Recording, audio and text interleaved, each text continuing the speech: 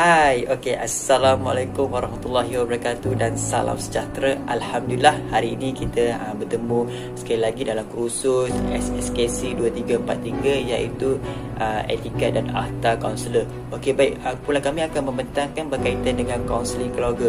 Terlebih dahulu saya akan memperkenalkan sedikit berkaitan dengan apa itu kaunseling, apa itu keluarga. Okey, baik.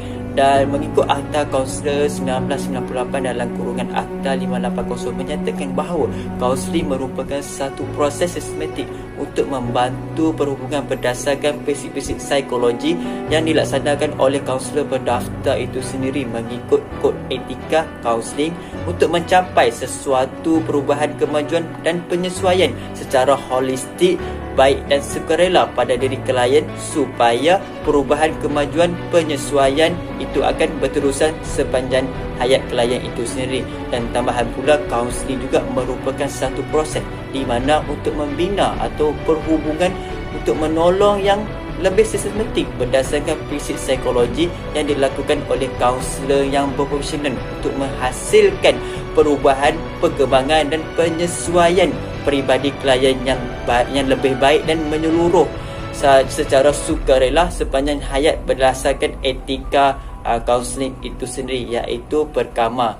Manakala berkaitan dengan keluarga pula, iaitu keluarga merupakan satu unit asas dan masyarakat di mana setiap ahli keluarga menjalankan peranan dan tanggungjawab tersendiri serta bertanggungjawab bersama-sama demi untuk mencapai kesejahteraan dan keharmonian ahli keluarga itu sendiri. Tambahan pula, setiap ahli keluarga saling berinteraksi dan bergantung sesama sendiri dan dengan ahli masyarakat yang lain. Tambahan pula, menurut Doval 1977 menyatakan bahawa keluarga adalah sengumpulan orang yang di mana dapat dihubungkan oleh ikatan perkahwinan, adopsi dan kelahiran yang bertujuan untuk menciptakan dan mempertahankan budaya yang umum, meningkatkan perkembangan fizik, mental, emosi dan sosial setiap ahli keluarga atau anggota ahli keluarga itu sendiri. Tambahan pula, etika juga melibatkan proses di mana untuk membuat sesuatu keputusan berkaitan sifat moral manusia dan interaksi antara mereka. Etika juga menyentuhkan beberapa persoalan berkaitan apakah yang baik dan tidak sama ada perlakuan ataupun nilai. Itu saja daripada saya. Terima kasih Awis atas penjelasan yang penuh dengan maklumat mengenai apa itu kaunseling keluarga dan apa itu etika kaunseling. Di sini saya Nur Syafina binti Jamali 263618 akan meneruskan pembentangan. Seterusnya saya akan menerangkan tentang peranan kod etika kaunseling di dalam sesi kaunseling keluarga.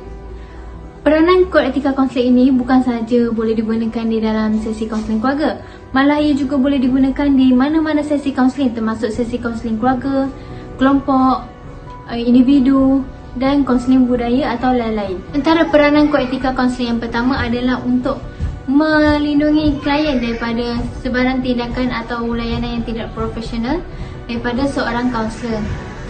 Hal ini dikatakan demikian kerana di dalam kod etika kaunselor telah dinyatakan beberapa akta yang boleh dikenakan kepada kaunselor sekiranya kaunselor didapati bersalah, dan keadaan tersebut boleh memelihara maruah diri klien sekiranya sesi kaunseling yang dijalankan tidak dapat dijalankan dengan lancar. Oleh itu, pihak kaunselor seharusnya semasa mengadakan perkhidmatan sesi kaunseling, pihak kaunselor seharusnya memberikan perlindungan kepada klien dan memelihara kesejahteraan fizikal klien, psikologi klien dan tidak mengambil kesempatan terhadap kelemahan klien. Seterusnya adalah untuk meningkatkan lagi tahap profesionalisme sebagai seorang kaunselor.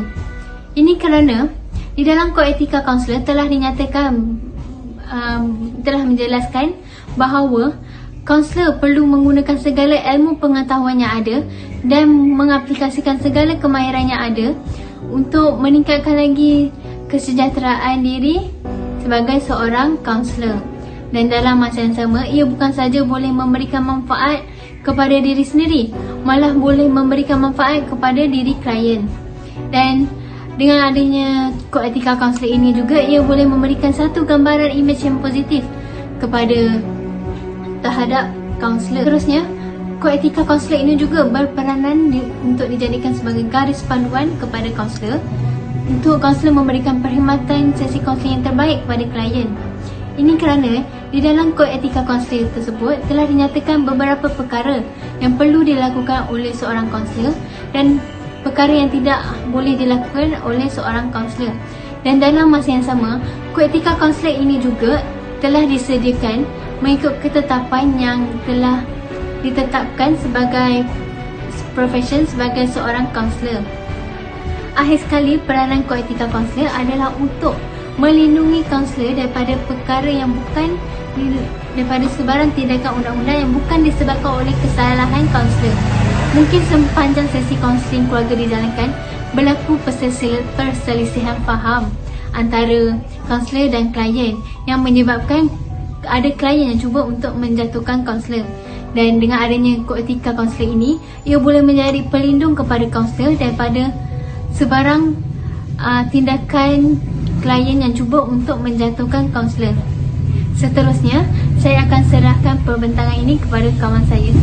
Melati kuntum tumbuh melata, sayang merbah di pohon cemara. Assalamualaikum mulanya kata, saya sembah pembuka bicara. Terima kasih kepada para sahabat kerana memberikan info yang sangat bermakna. Seterusnya, saya akan menceritakan kepada saudara dan saudari tentang isu-isu etika di dalam kaunseling keluarga. Isu yang pertama di dalam kaunseling keluarga ialah confidentiality di dalam kaunseling keluarga dan juga pasangan.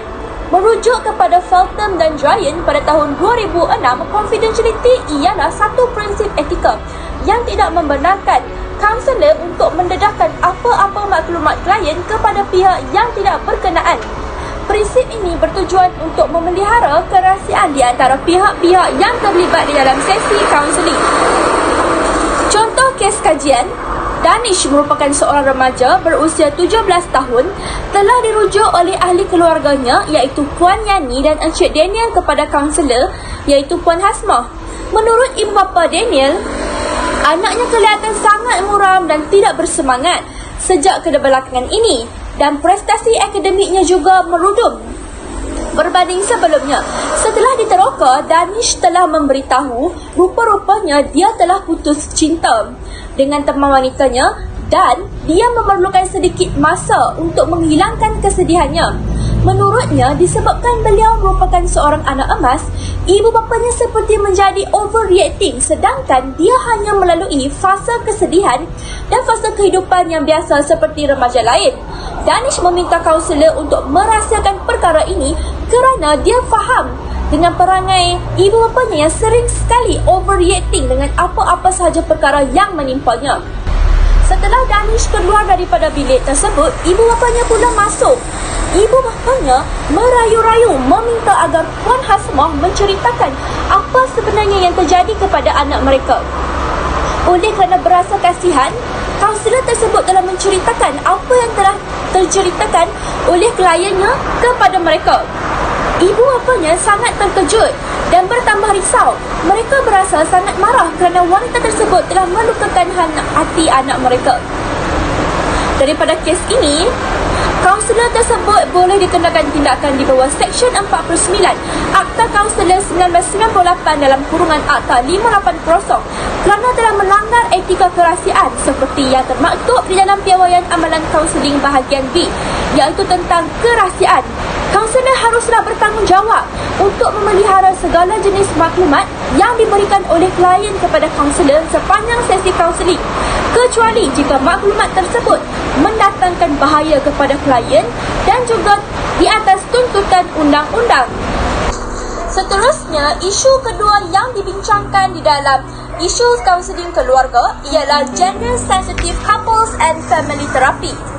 Merujuk kepada David Keith MD et al. Pada tahun 2008, Gender Sensitive Couples and Family Therapy ialah sejenis terapi yang dijalankan berdasarkan daripada perspektif feminis mengenai realiti pengalaman hidup yang berbeza yang dihadapi oleh dua jantina iaitu lelaki dan perempuan di dalam sebuah keluarga. Terapi ini dijalankan dengan penuh sensitiviti terhadap perbezaan persepsi realiti bagi lelaki dan wanita yang lahir daripada perbezaan biologi. teori perkembangan lelaki atau wanita, peranan di dalam masyarakat, perbezaan kuasa serta politik dan lain-lain. Semua itu ditafsirkan secara sistematik dan tidak dinilai oleh kaunselor. Contoh kajian kes. Puan Sheila, wanita berusia 30 tahun, merupakan seorang wanita bergaya dan berkerjaya. Beliau merupakan seorang pegawai eksekutif di sebuah syarikat korporat yang sangat besar. Beliau telah hadir ke sesi kaunseling bersama Encik Hassan, iaitu seorang kaunselor, untuk membincangkan masalah rumah tangga. Di dalam sesi tersebut, Puan Sheila memberitahu personaliti beliau merupakan seorang yang sangat workaholic. Kejayaan merupakan jiwanya dan beliau sentiasa menginginkan yang terbaik dalam membina kejayaan. Namun, suaminya seolah-olah tidak memahami semangatnya di dalam pekerjaan. Suaminya merungut Puan Sheila terlampau sibuk sehingga tidak mempunyai masa yang cukup bersama keluarga. Encik Hassan, kaunselor tersebut, lalu menasihati Puan Sheila. Puan, sebagai orang perempuan, Puan sepatutnya duduk di rumah. Beginilah jadinya bila orang perempuan keluar bekerja. Anak dan suami seperti tidak diendahkan. Mendengar daripada statement kaunselor tersebut, Puan Sheila terkejut dengan persepsi kaunselor. Pada kes ini, kaunselor jelas telah menyalahi Akta Kaunselor 1998 di dalam piawaian kaunseling Seksyen A, iaitu perhubungan di antara kaunselor dan juga klien. Tentang diskriminasi, seorang kaunselor sepatutnya tidak boleh mendiskriminasi warna kulit, umur, pekerjaan, jantina klien dan lain-lain seperti termaktub di dalam kes di atas. Encik Hassan sebagai kaunselor telah memperlekehkan Puan Sheila hanya kerana beliau seorang wanita dan tidak patut keluar bekerja. Jelas ya penerangan Sofia tentang isu-isu yang terdapat dalam kaunseling keluarga. Okey, seterusnya saya akan membentangkan tentang proses yang terdapat dalam kaunseling keluarga. Okey, proses-proses ini adalah intipati yang amat penting bagi melengkapkan suatu perjalanan sesi itu mengikut matlamat yang telah ditetapkan. Assalamualaikum dan salam sejahtera. Seperti mana di dalam kaunseling dan terapi-terapi yang lain, sama ada terapi individu ataupun kelompok, kaunseling keluarga juga mempunyai proses dan tata cara yang tersendiri. Adelaide telah mengemukakan 4 peringkat di dalam proses kaunseling keluarga. Peringkat yang pertama adalah perhubungan. Peringkat yang kedua adalah peringkat analisis dan penilaian. Peringkat yang ketiga adalah peringkat celik akal dan peringkat yang keempat adalah orientasi dan pendidikan semula. Peringkat yang pertama ialah perhubungan. Pada peringkat ini, membina hubungan yang tiada putik adalah amat penting untuk memastikan proses kaunseling keluarga tersebut berjalan dengan lancar. Okey, pada peringkat yang pertama ini juga, kaunselor akan mendapatkan maklumat tentang latar belakang keluarga dengan menanyakan beberapa soalan berkaitan dengan isu yang dibawa oleh keluarga. Untuk membina hubungan yang tiada putik juga, kaunselor perlu memberi fokus kepada aspek persetujuan termaklum, iaitu informed consent. Aspek ini adalah penting untuk mendapatkan kepercayaan yang kukuh daripada klien. Peringkat yang kedua adalah peringkat analisis dan penilaian. Pada peringkat ini, kaunselor akan menganalisis masalah keluarga berdasarkan 4 aspek. Aspek yang pertama adalah struktur keluarga, aspek yang kedua adalah emosi keluarga, aspek yang ketiga adalah interaksi keluarga dan aspek yang keempat adalah pemikiran keluarga. Menganalisis interaksi keluarga adalah aspek yang perlu diberi perhatian agar kaunselor dapat mengintegrasi segala maklumat dari pelbagai sudut agar dapat memenuhi keperluan keluarga. Keluarga adalah aspek yang perlu diberi perhatian agar kaunselor dapat mengintegrasi segala maklumat dari pelbagai sudut agar dapat memenuhi keperluan keluarga, terutama yang sedang menghadapi pelbagai konflik. Seterusnya, peringkat ketiga dalam proses kaunseling keluarga adalah celik akal. Okey, pada peringkat ini, kaunselor akan membantu klien untuk memahami, menyelami dengan terbuka perasaan setiap ahli keluarga. Secara jelasnya, pada peringkat ini juga, kaunselor akan memberi fokus kepada pemikiran klien di mana segala persepsi negatif akan ditukar kepada persepsi yang positif. Peringkat yang terakhir adalah orientasi ataupun pendidikan semula. Peringkat ini menjelaskan di mana orientasi pembelajaran semula seperti kurangnya interaksi telah menyebabkan sebuah institusi keluarga itu tidak berfungsi dan timbulnya pelbagai masalah. Oleh itu, pada peringkat yang terakhir ini, kaunselor akan membantu klien untuk membina semula hubungan interaksi antara ahli supaya tidak timbulnya isu ataupun permasalahan yang sama pada masa akan datang. peringkat penamatan dalam proses kaunseling keluarga adalah berbeza sama sekali dalam proses yang dijalankan dalam kaunseling biasa, di mana proses penamatan ini ada kalanya akan berlaku ataupun tidak berlaku, dan sekiranya ia dijalankan dalam kaunseling keluarga, ia boleh dijalankan secara bersemuka, iaitu face to face ataupun secara atas talian. Bagi jumlah sesi pula, biasanya satu sesi yang dikendalikan oleh kaunselor akan talian. Bagi jumlah sesi pula, biasanya satu sesi yang dikendalikan oleh kaunselor akan mengambil masa 2 atau 3 jam bergantung kepada isu yang dibawa, dan sesi ini akan berlarutan sehingga kurangnya daripada 4 sesi ataupun boleh jadi lebih daripada 4 sesi bergantung kepada isu yang dibawa oleh klien juga. Selepas mendengar pengucapan daripada rakan-rakan saya yang lain, iaitu bermula dengan pengenalan sehingga proses-proses dalam kaunseling keluarga, tiba giliran saya untuk membentangkan mengenai kepentingan etika di dalam kaunseling keluarga. Kepentingan etika di dalam kaunseling keluarga. Kepentingan yang pertama adalah ianya adalah sebagai sumber rujukan dan panduan kepada kaunselor untuk menjalankan sesi. Menerusi etika ini yang mampu memastikan setiap perkhidmatan yang dilaksanakan berupaya mencapai matlamat yang tertentu, oleh kerana ia melibatkan keruntuhan sesebuah institusi kekeluargaan, iaitu keruntuhan maruah seseorang individu itu. Pemahaman yang mantap daripada kaunselor juga mampu meningkatkan tahap profesionalismenya sebagai seorang kaunselor. Seterusnya, kepentingan etika ini mampu mewujudkan prinsip-prinsip serta menetapkan beberapa tata kelakuan yang beretika. Keberhasilan dan kejayaan perkhidmatan kaunseling adalah menerusi perancangan yang sistematik melalui pematuhan yang berkesan daripada prinsip-prinsip di dalam kod etika ini, iaitu prinsip persetujuan termaklum, mengelakkan kemudaratan, memberikan kebaikan dan berbagai lagi. Misalnya, prinsip mengelakkan kemudaratan. Kaunselor berperanan untuk mengelakkan sebarang kemudaratan yang mampu memberikan kemudaratan kepada kliennya. Contohnya melalui Seksyen A 4A, iaitu perhubungan menolong.